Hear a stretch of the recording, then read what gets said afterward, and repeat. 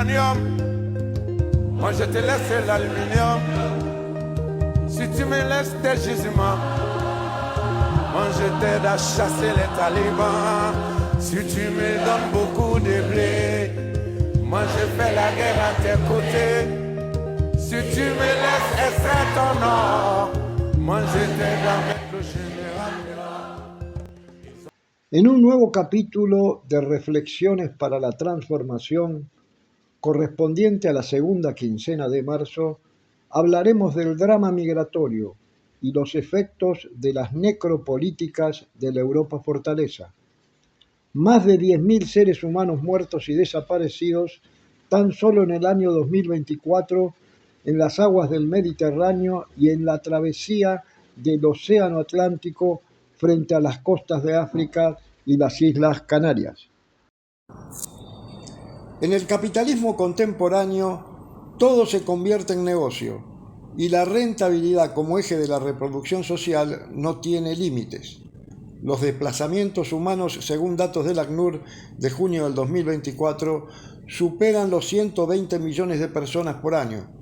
Las causas son diversas, desde guerras, persecuciones políticas, étnicas o religiosas, y hasta desplazamientos por acontecimientos climáticos extremos, como sequías extensas o inundaciones prolongadas.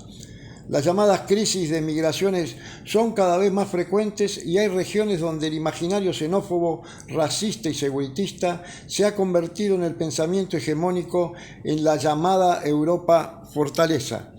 Para poder conversar sobre esta tragedia humanitaria como efecto de un proyecto civilizatorio que no solo no soluciona los problemas de la humanidad, sino que arrasa, destruye o expulsa a millones de seres humanos en múltiples puntos de la geografía planetaria, estamos comunicados con Elena Maleno Garzón, defensora de derechos humanos y fundadora del colectivo Caminando Fronteras. Ella es experta en inmigración y trata de seres humanos, centrada en derechos de mujeres e infancias. Buenas tardes, Elena, un placer poder conversar con vos sobre uno de los principales dramas humanitarios del capitalismo contemporáneo. Buenas tardes, muchas gracias por este espacio de intercambio. No, al contrario, es un honor para nosotros que en un mundo tan injusto que se puedan saber y visibilizar estos temas en cualquier latitud del planeta es fundamental.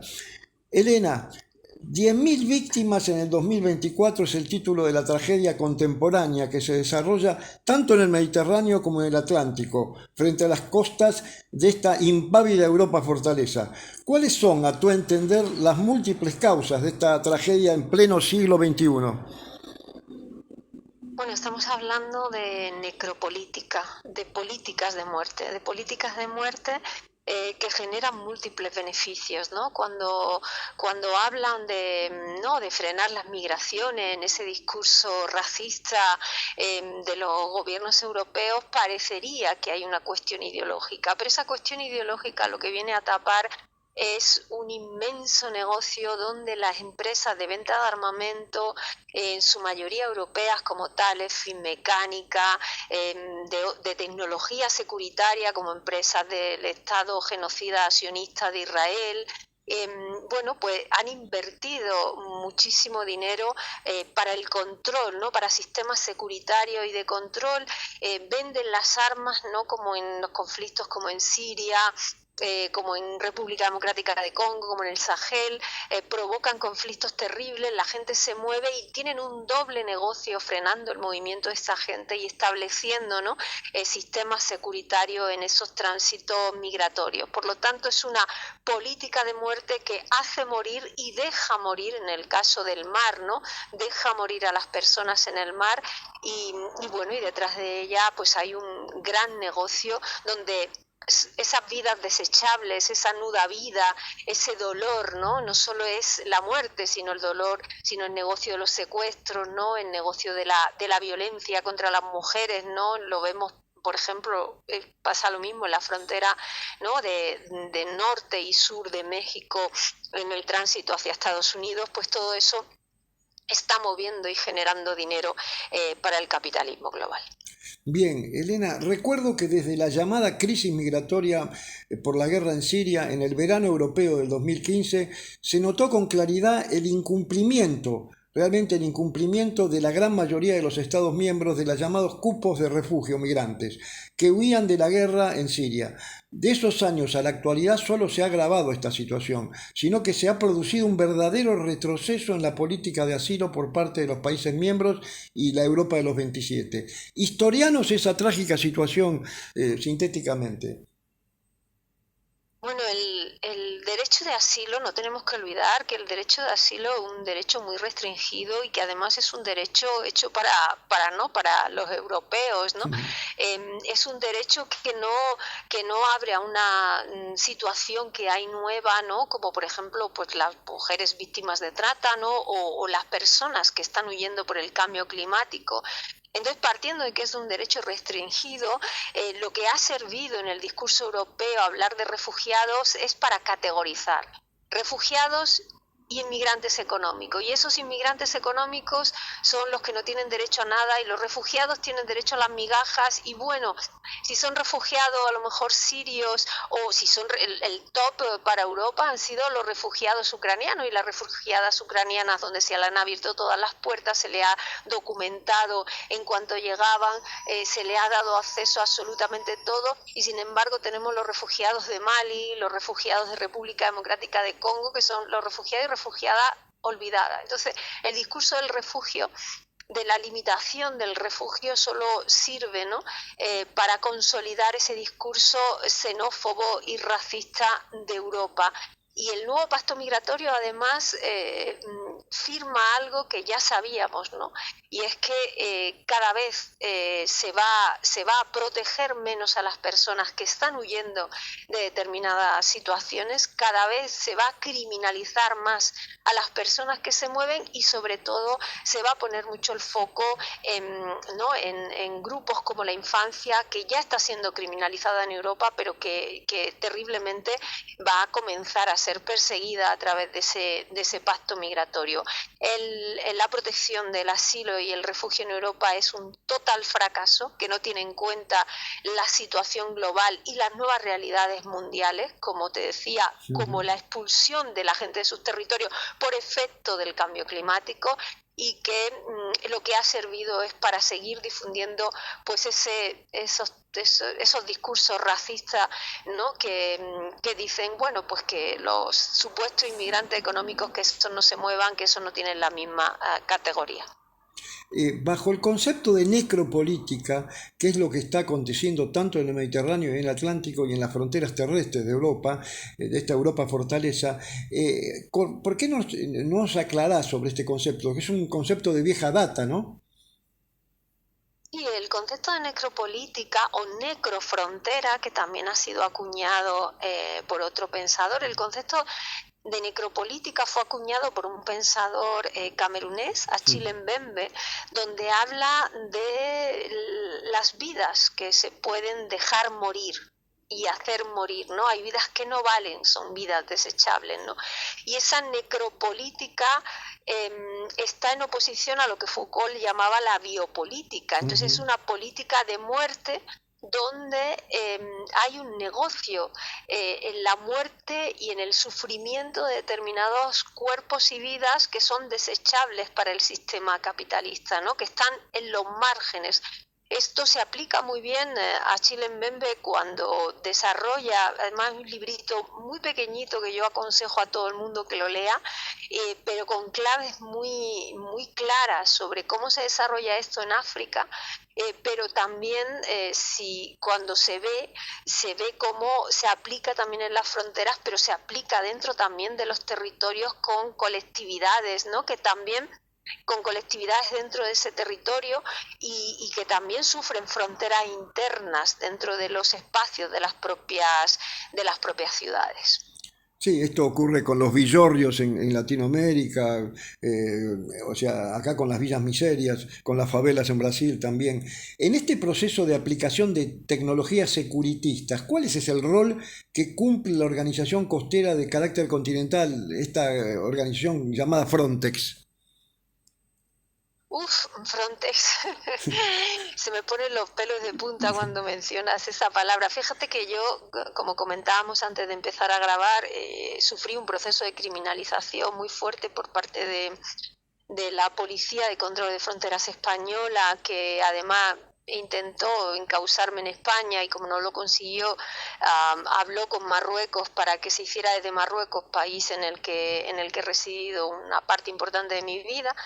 Y en esos informes policiales hechos por la policía española había informes firmados por Frontex. Es decir, Frontex se dedicaba, cuando las personas llegaban a la costa, se dedicaba a hacerles interrogatorios sobre mi persona.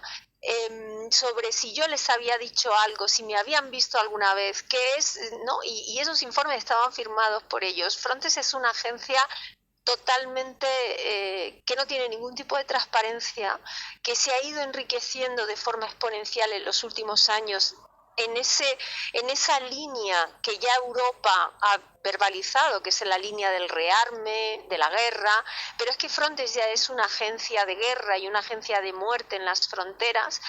Muchos pensadores también hablan no solo de necropolítica, sino de una guerra de fronteras, ¿no? Que es la que provoca esas víctimas de las que hablabas al principio de la entrevista. Y Frontex es esa agencia que, bueno, pues que ha sido acusada de violentar a personas refugiadas, que ha sido acusada de deportaciones irregulares, que persigue a las defensoras de derechos humanos en las fronteras, y eso es Frontex, ¿no? Por eso te decía que emocionalmente, cuando escucho ese nombre y veo la impunidad con la que están trabajando en la frontera, fíjate que ellos, cuando llegan las personas en embarcación, ni siquiera llevan un chaleco que les identifique, se meten con las ONGs como si fueran ONGs y se aprovechan de la situación de extrema vulnerabilidad de las personas que acaban de llegar, que han visto morir a sus seres queridos, para hacerles interrogatorios. O sea, es algo totalmente repugnante el rol de esa agencia securitaria con ese enfoque armamentístico y sin ningún tipo de control democrático. Es dramática la situación. ¿Desde qué momento se comenzó a implementar también otro mecanismo, otro dispositivo realmente perverso, que es la externalización fronteriza? ¿Y cuál es la aplicación de esta política de los países de la Europa comunitaria? Bueno, fíjate que el Estado español ha sido el Estado pionero en la aplicación de esta externalización. Comenzó, mira, en el año 1994 con un acuerdo de buena vecindad con Marruecos, y en ese acuerdo de buena vecindad empezaron a plantear, ¿no?, todo el tema de las deportaciones, las devoluciones en frontera, pero también de personas nacionales terceros, no solo de marroquí. Marruecos nunca aceptó esto, pero siempre jugó, ¿no? Y en esa partida y en ese jugar, pues bueno, pues España daba a Marruecos y da a Marruecos dinero, o da a Marruecos ciertas concesiones territoriales respecto a zonas del sur que están, bueno, pues que están en liga de quién pertenece ese territorio, ¿no? Y le da esas concesiones y mientras les arma para que sean gendarmes del control migratorio. Fíjate, yo no sé si os acordáis de esa famosa frase de Gaddafi que le dijo a Italia: o me das estos millones o en no sé cuántos años Europa será negra, ¿no? Libia se convirtió también en gendarme de Europa, Túnez también lo ha hecho. Túnez persigue de manera violenta, terriblemente violenta, a los migrantes que están en tránsito por su territorio, y estamos hablando de otro gran negocio. Estamos hablando de poder tener activos militares, ¿no?, en Senegal, activos militares en Mauritania y en otras zonas. Estamos hablando de usar la externalización también como un arma neocolonial en los estados cinturón de África, ¿no? Y esto es terrible porque se subcontrata a países terceros para ser gendarmes y para violar los derechos humanos que se supone que la Europa Fortaleza no debe violar de forma tan visible. No, es tremenda la situación. Y además es como si fuera una especie de productividad de la cacería humana. Sí, efectivamente es un negocio, ¿no? O sea, es como yo te doy 20 millones de euros, pero esos 20 millones de euros te los tienes que gastar en la empresa de seguridad que te digo, pues para comprar unos 4x4, para comprar fusiles, para comprar, ¿no? Una Sí, serie, sí. o para construir vallas, poner concertinas, y se convierte en una cacería. Fíjate que ya en el año 2002, cuando yo trabajaba en los bosques donde la gente se ocultaba colindantes a las vallas, ¿no? A esos muros, a esas vallas tan grandes Sí, que sí, hay, que dividen Marruecos de Ceuta y Melilla, que son sí, sí. enclaves españoles. Totalmente, en claves Y coloniales. exactamente ahí, los migrantes ya te decían, somos una mercancía en manos de los estados. Sabían que ellos son mercancía, que forman parte, ¿no?, de las negociaciones bilaterales de poder entre los estados.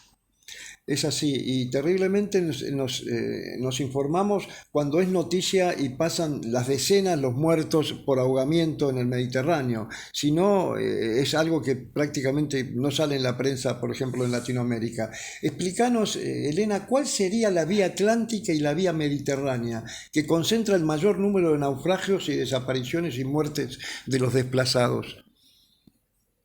Mira, lo que nosotros hacemos desde nuestro colectivo, desde Caminando Fronteras, es monitorear, ¿no? Nadie está contando las muertas y a las desaparecidas. Las agencias internacionales como la OIM dan cifras, efectivamente, bueno, pues cifras que los estados permiten que se den, ¿no? Desgraciadamente. Y lo que hacemos nosotras es monitorear las rutas migratorias de cruce hacia el Estado español, monitorear esas víctimas. Entonces, hay una ruta mediterránea que sale desde Argelia hacia las Islas Baleares en la oriental española y hacia el levante español. Y luego hay una ruta del norte de Marruecos, dos rutas en el norte de Marruecos, la ruta Alborán, que sale desde esa zona del norte de Marruecos hacia Melilla y hacia Andalucía, la ruta del Estrecho, que es otra ruta que también sale desde el norte de Marruecos hacia Andalucía, y todas esas son rutas del Mediterráneo. Y luego hay una ruta que comienza en las ciudades entre Agadir y Dakhla, que va hacia las Islas Canarias, y allí ya comenzamos Mauritania, Senegal, Gambia, que también son rutas que van hacia las Islas Canarias, y allí estaríamos hablando de pleno Atlántico. La mayoría de las personas que están saliendo ahora mismo en las rutas migratorias hacia el Estado español salen de estos países, salen hacia las Islas Canarias, y muchas de ellas nunca llegan porque se pierden en lo profundo del Océano Atlántico. Hay un cayuco que llegó en el año 2023 a Brasil. Es un cayuco que había salido unos meses antes desde Mauritania, que atravesó todo el Atlántico y llegó lleno de cuerpos a Brasil. Este año pasado, en 2024, hay otro cayuco que llegó a la República Dominicana, también con huesos a bordo, y que habían atravesado todo el Atlántico. A Trinidad Tobago también están llegando, y bueno, pues esa ruta atlántica es la ruta migratoria más peligrosa activa ahora mismo en el mundo. De las 10.000 víctimas que hemos contado en el año 2024, más de 9.000 pertenecen a esa ruta atlántica, y muchos de ellos han desaparecido, se los ha tragado el océano, ¿no? No, es verdaderamente tétrico. Por último, Elena, el discurso xenófobo y racista en los tiempos que vivimos, con el crecimiento de la extrema derecha, hoy trasciende el sentido común de la Europa fortaleza. ¿Y cuál es el rol, en realidad, que existe hoy de los sectores que supuestamente son progresistas y que son sensibles a esta situación, pero que terminan en esta ola de derechaización y de xenofobia, siendo de alguna manera permeables a estos discursos? O sea, de alguna manera este fenómeno de las llamadas políticas de disuasión que están ocurriendo con las llamadas industrias humanitaristas no tienen límite en términos ideológicos de algunos sectores que hoy de alguna manera serían los progres de otra época? Mira, en el año 2024, como bien decíamos, más de 10.000 víctimas. Esas 10.000 víctimas se han producido con el gobierno más progresista de la historia de España. ¿Hay diferencia entre las políticas de este gobierno del Estado español y las políticas de Meloni cuando hablamos de necropolítica en frontera? No, no hay ninguna diferencia. Y estamos hablando de la fascista Meloni en Italia. Ninguna diferencia. Por eso todos esos muertos. El progresismo ha renunciado a los derechos humanos para determinadas colectividades. No solo ha renunciado, sino que está hablando, ¿no? De que si la gente no quiere migrantes, si la gente vota a la extrema derecha, a lo mejor hay que cambiar un poco el discurso, ¿no?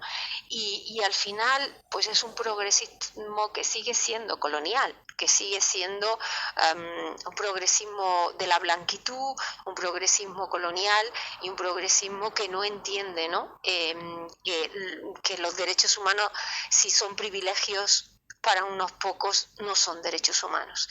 Y pues estamos en un momento muy complicado en Europa, muchísimo. Estamos viendo cómo ni siquiera el progresismo está reaccionando como se debería reaccionar frente a un genocidio que se está viviendo, ¿no?, en directo en el mundo entero. Vamos hacia una deriva muy complicada. Por eso el cambio tiene que venir desde el sur global, desde esos saberes. El cambio tiene que venir, nosotros siempre hablamos que la justicia en las fronteras vendrá de las familias que buscan a las muertas y las desaparecidas. El impacto que eso está teniendo en las comunidades de origen, esas 10.000 personas víctimas, es como, pues el impacto que vosotros habéis vivido, ¿no?, en la dictadura argentina, todos esos desaparecidos, todo ese dolor que se hereda de generación en generación, porque estamos hablando de macro desapariciones, macro victimizaciones, y de ahí, ¿no?, de esa lucha tiene que venir el cambio, porque el cambio no va a venir desde Europa. Nosotras ya lo tenemos claro, ni desde las organizaciones sociales en Europa, ni desde el progresismo en Europa. El cambio viene de otros lugares. En una conferencia que diste hace poco tiempo, justamente en Traficantes de Sueños y con la revista Viento Sur, vos hablabas de un fenómeno, de un dispositivo por el cual perversamente se utilizan a las organizaciones sociales que están sensibilizadas con este tema como, de alguna manera, como guardianes en los centros de acogida, por ejemplo. Contanos un poco eso. Bueno, es la industria humanitaria, ¿no?, que se crea a través de las políticas de la compasión. Las políticas de la compasión son un invento de la socialdemocracia, es decir, por ejemplo, los migrantes cuando llegan a los estados tienen circuitos sociales y de protección social diferentes a los de la población que ya está en ese territorio, y en esos circuitos hay una subcontratación barata de las organizaciones sociales para que hagan el trabajo que deberían hacer los estados. Y en esa subcontratación barata de servicios es donde, por ejemplo, en un centro, si un migrante no se porta bien, entre comillas, ¿no?, lo echan a la calle, además sí, con un carácter punitivista, ¿no? Entonces hay una industria humanitaria que se genera por esas políticas de la compasión, y hay organizaciones sociales que están siendo subcontratas baratas en el marco de esa industria humanitaria. Por eso tenemos que... Y todo eso forma parte del racismo estructural. Hay un racismo estructural, un racismo institucional, que la obligación de este gobierno progresista tendría que haber sido poner esas bases para que ese racismo institucional se fuera destruyendo poco a poco. Ese racismo institucional mantenido durante el tiempo es lo que ha permitido el crecimiento del racismo social. Y pues en esa situación estamos actualmente, con un crecimiento del racismo social muy importante y con organizaciones abocadas a ser simples subcontratas o pseudoempresas al servicio del control migratorio. No, realmente dantesca la situación. Elena, te agradecemos justamente de Reflexiones para la Transformación por este testimonio tuyo. Vamos a seguir en contacto porque lo fundamental es que justamente de sur a sur podamos intentar revertir esta situación tan trágica. Un fuerte abrazo desde el sur del continente americano, acá en Argentina. Muchas gracias. Un abrazo desde África. Bien, hasta luego. Nos hemos comunicado justamente con Elena Maleno Garzón.